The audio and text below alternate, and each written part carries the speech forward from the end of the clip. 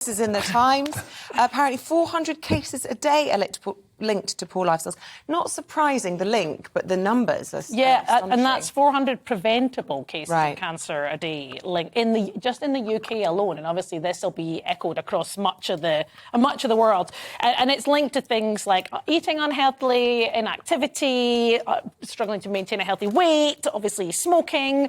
I think this is interesting, not least because obviously there's been talk recently about current Conservative Party getting rid of a lot of the measures that Boris had spoken about. Do you remember after Boris had COVID, he was sort of revamped as a health advocate. He recognised he needed to lose weight. And I think what's interesting about stories like this is that too quickly they can move on to a sense of personal responsibility. So we blame people for making bad choices. When actually, I think what we know is that the way that people's lives are set up now often make it very, very difficult to make good choices. So, for example, in a city, we need to make it easier for people to walk and cycle to work. We need to make it easier for people to access sport. We need to have more green space that's available to schools. Lots of schools had to sell off their playing fields, for example.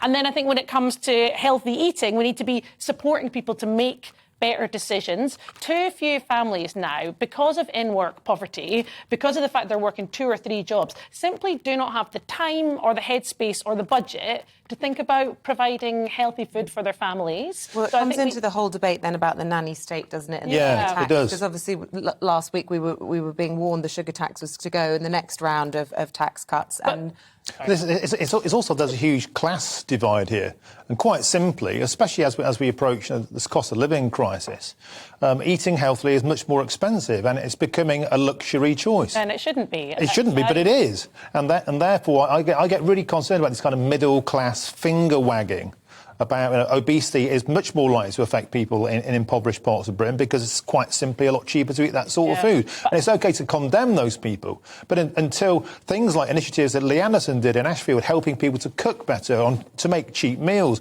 helping them to budget, we could do much more things like that. But, of course, whenever the Conservative Party try it, they're condemned by the left as being interferers.